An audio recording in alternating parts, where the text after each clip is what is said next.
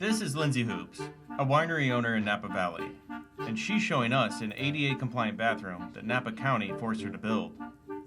On the top floor of her business, accessible only by stairs, inside of her office, where no customers are even allowed. On the first floor, where all the customer activity actually happens, Hoopes already has not one, but two ADA-compliant bathrooms, more than enough to service the modest foot traffic that comes through her small winery. Forcing Hoopes to build an ADA bathroom where no one can even use it might seem like a case of, we don't make the rules here, but the county seems to be going beyond mere code enforcement. Hoopes has also been forced to have her septic system repeatedly inspected at a personal cost of nearly $60,000. And they all came back with the same conclusion that it was functioning fine and more than capable of, basically handling the water flow. There was no reason to have the second, third, and fourth. So my question is, all these papers right here, how much does this wall cost? It depends on how you look at it. Like $10 million? Hoopes has been more than happy to comply with a pricey list of rules and permitting processes. But now she's being strong-armed by Napa County to pay a multi-million-dollar fine that she simply cannot pay. The reason?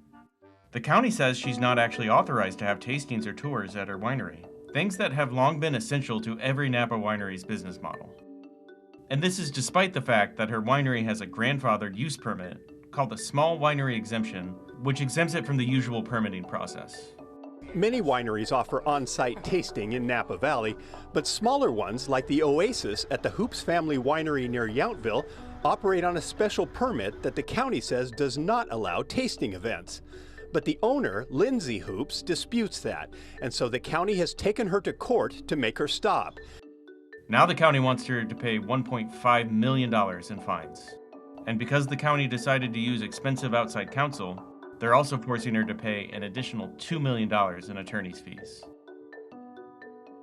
So why is Napa County making it so hard for this small winery to stay alive? To understand just how absurd the county's claims against Hoopes are, we have to go back to 1933. This was when America's prohibition against alcohol finally ended, and birthed what's become known as the three-tier system. And so when the government essentially decided to legalize alcohol again, those same individuals who controlled this black market said, well, whoa, you don't want to just open the gates to this crazy substance called alcohol. Black market bootleggers, together with large producers and temperance groups, successfully lobbied state governments to require the separation of producers, distributors, and retailers. This made it extremely difficult for small producers to get their alcohol on retail shelves, since they were now at the mercy of distributors and retailers who favored high-volume name brands with national marketing, who could afford to give up significant margins. And today, still in the United States, in order to sell to a retailer, we as a California winery have to go through a middleman. It's not practicable for small family wineries like ours to get sold through the wholesale distribution because the brokers, they make more money selling the larger companies' products that have better recognition, national marketing. We're not only insignificant, we're a nuisance. By the 1970s, small producers started flirting with a direct-to-consumer model built around attracting visitors. Instead of relying on mass advertising or supermarket shelf space, they banked on things like tastings, tours, and wine clubs to market their wine, which by the 2000s had evolved from a modest experiment to Napa Winery's core business model. And this is why the Hoopes case is so contentious.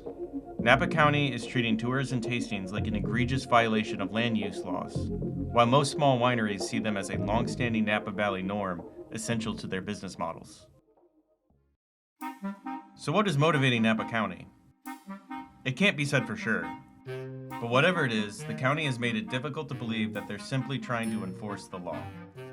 In addition to questioning her ability to legally conduct tastings and tours, the county has also cited her for trivial things like the dimensions of her chicken coops, a decorative Jetstream RV, and unpermitted string lights, on top of demanding the 4 septic inspections and the ADA bathrooms. We're hoping to find something they could hang their hat on because they kept alleging that this was a public health and safety issue. Yeah. Because clearly tasting wine, chicken coops are not a public health and safety. They were trying to save the septic system. Yeah. Was the health and safety issue. The county's apparent eagerness to find something wrong with Lindsay's winery is puzzling, but it's made all the more frustrating knowing just how little they cared to work with her. I had twins, and I was pregnant and then went into an emergency labor, and my children had to stay in the NICU for a number of weeks. And that was precisely at the time when Napa County tried to shut us down. I remember asking them, can you wait a couple weeks to have this hearing? Because it seems like, what could possibly the urgency be? But I'm in the hospital with the children in the NICU. And Napa was like, no, we need to shut her down right now. Something that really stands out about this case is just the really basic injustice of it.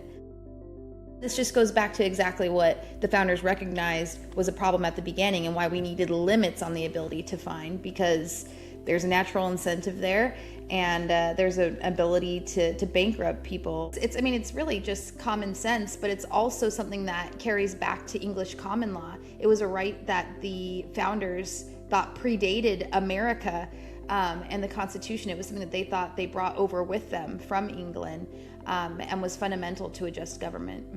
It's not just that the fine has to meet the crime, it's that the fine has to be based on somebody's ability to pay, because as the founders said, that would take away people's ability to ever claw their way out of poverty.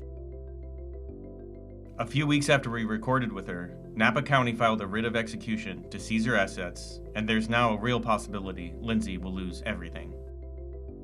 She may have the deck stacked against her, but Pacific Legal is committed to seeing her case to victory and to defending the inheritance of all Americans against cruel and senseless government shakedowns.